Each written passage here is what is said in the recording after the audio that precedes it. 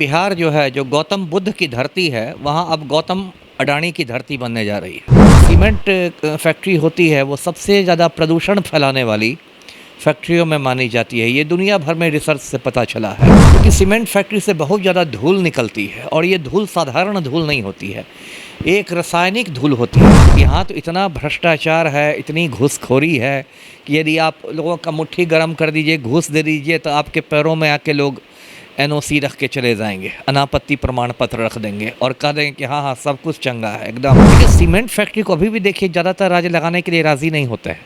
गौतम अडानी को अचानक बिहार से जो प्रेम हो गया है, उस प्रेम की वजह भी मैं यही बता देता हूँ कि महाराष्ट्र, गुजरात, ये सब जो भारत के भी तो तरक्की वाले राज्य हैं, वो इसको परमिशन नहीं देंगे। और पलटू राम को हो सकता है विधानसभा चुनाव लड़ने के लिए चुनावी चंदा मिल जाए अडानी ग्रुप से। ये जो चुनाव में सैकड़ों करोड़ रुपए खर्च होते हैं, मैं थोड़े देता हूँ, यही अडानी अंबानी लोग देते हैं ना, पूंजीवादी लोग। तो नमस्कार, आप देख रहे हैं NBC 24 और मैं हूं आप सभी के साथ ब्रह्मचारी आशीष। देखिए, लगातार सवाल उठते रहते हैं कि बिहार का क्या होगा, और ऐसी स्थिति में नवादा में कल अंबुजा सीमेंट की एक फैक्ट्री का शिलान्यास करने आदरणीय मुख्यमंत्री नीतीश कुमार पहुंचेंगे। फिर उसके बाद गौतम अडानी पहुंचेंगे, क्योंकि ये जो पूरा अंबुजा सीमेंट ग्रुप जो है वो अडानी के फ़िलहाल चंगुल में है। ऐसे में बातचीत करेंगे पूर्व IPS अमिताभ दास जी से कि इसकी कितनी खामियां और कितना फ़ायदा जो है वो बिहार को मिलता फ़िलहाल नज़र आ रहा है। सर, सबसे पहले कि जो अंबुजा की फैक्ट्री लग रही है, इसका कितना फ़ायदा, कितना नुकसान और विपक्ष की प्रतिक्रिया, इन तमाम चीज़ों के ऊपर देखिए, ऐसा है कि बिहार जो है, जो गौतम बुद्ध की धरती है, वहाँ अब गौतम अडानी की धरती बनने जा रही है ना। और कल यानी 29 जुलाई को गौतम अडानी आ रहा है। नवादा में एक जगह है वारसलीगंज, वहाँ पर अडानी की अंबुजा सीमेंट फैक्ट्री का शिलान्यास होगा और उसमें हमारे मुख्यमंत्री पलटू राम भी रहेंगे। तो 2 हेलीपैड बन रहे हैं, दोनों का अलग अलग हेलीकॉप्टर उतरेगा।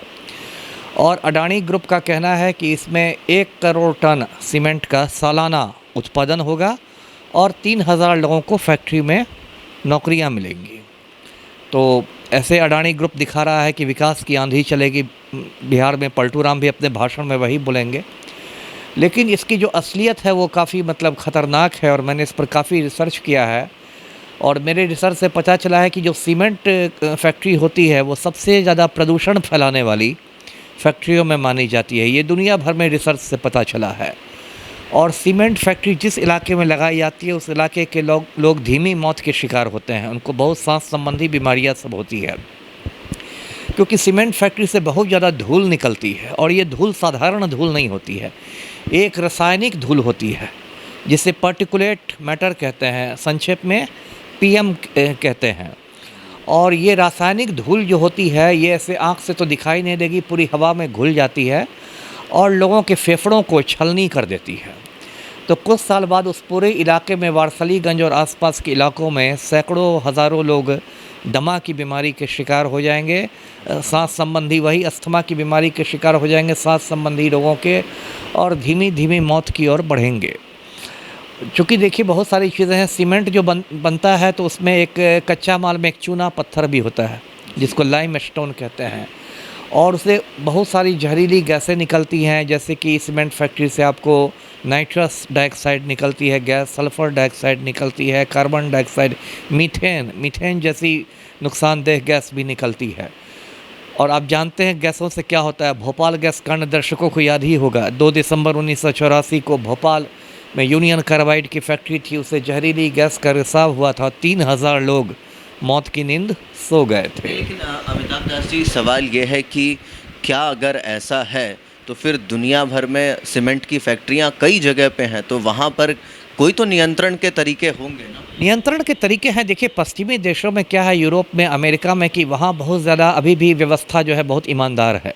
वहाँ प्रदूषण नियंत्रण बोर्ड सब जो है वो बहुत ईमानदारी से काम करता है। तो वहाँ पर बहुत कड़ाई होती है, बार बार निरीक्षण होता रहता है, बहुत सारी चीज़ें हैं।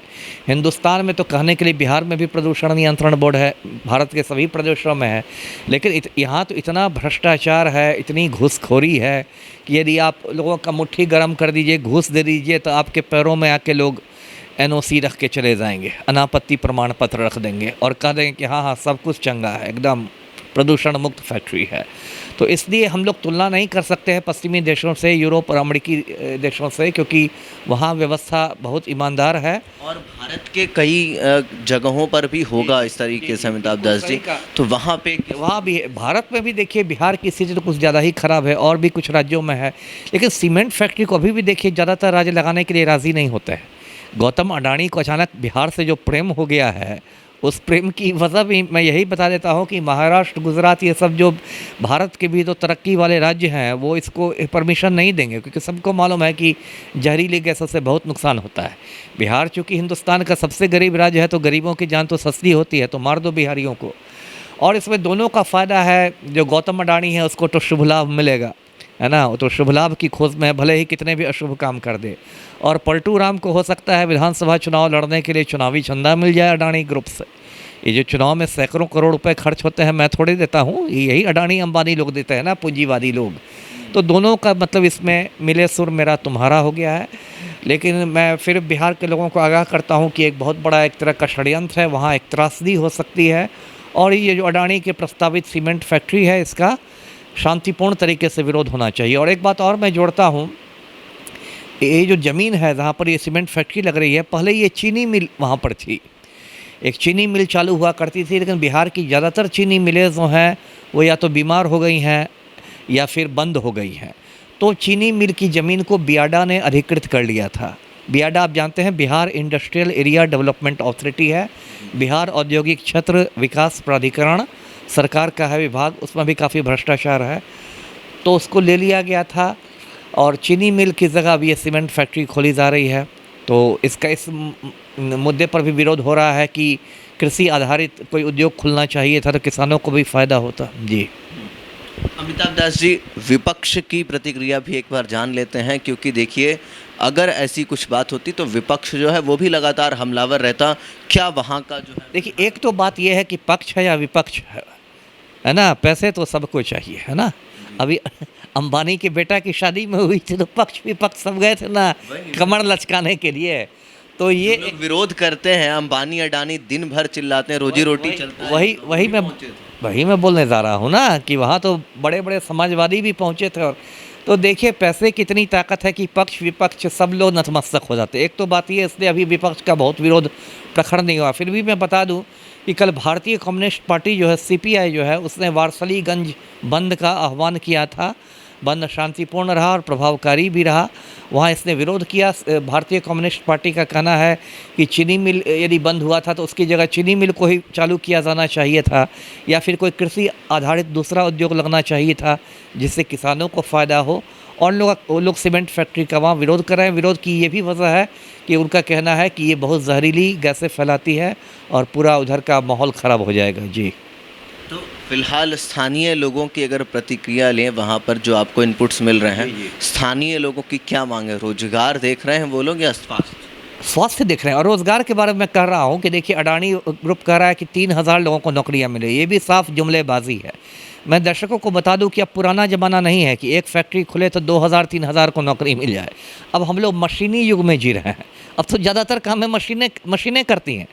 बड़े बड़े आप संयंत्र में जाइएगा, फैक्ट्रियों में जाइएगा, आपको इक्का दुक्का आदमी नज़र आएगा। सारे काम मशीनें कर रही है, ऑटोमेटेड हो गया सब कुछ। और अब तो एआई का ज़माना है, आर्टिफिशियल इंटेलिजेंस का ज़माना है, कृत्रिम बुद्धि का। अब तो दो चार काम बचे थे इंसानों के लिए, वो भी अब एआई करेगा। तो यदि ये सीमेंट फैक्ट्री बनेगी भी तो 3000 छोड़ दीजिए, 300 लोगों को भी नौकरी मिल जाएगी तो खैर मनाइए। 30-40 से ज़्यादा लोगों को नौकरी नहीं मिलने वाली है। ये अडानी चूना लगा रहा है पब्लिक को और कुछ नहीं कर रहा है। सीमेंट बनाना है, चूना लगाना है। जी, यानी कि आंकड़ों की बाजीगरी कहें इसे कि 3000 कह के 30-40 या 300 तक। बिल्कुल आंकड़ों की वही है। मोदी के 15 लाख है ना, मोदी के 15 लाख समझ लीजिए। मोदी 10 साल से बोल रहे ना कि सबके खाते में 15 लाख आ जाएगा, आज तक नहीं ना आया है। तो अडानी ने भी कह दिया कि ठीक है 3000 लोगों को नौकरी मिलेगी। अब उसमें 30 को भी नौकरी मिल जाए तो खैर मनाइए। वो भी हो सकता है 30 को भी जो नौकरी मिले वो जो पिछले दरवाजे से आए, जिनकी पहुंच हो, है ना, नेताजी लोगों के पास, वो अपना फ़ोन करवा के पैरवी करवा के घुस जाए। आम आदमी को वहाँ कुछ नहीं मिलने वाला है।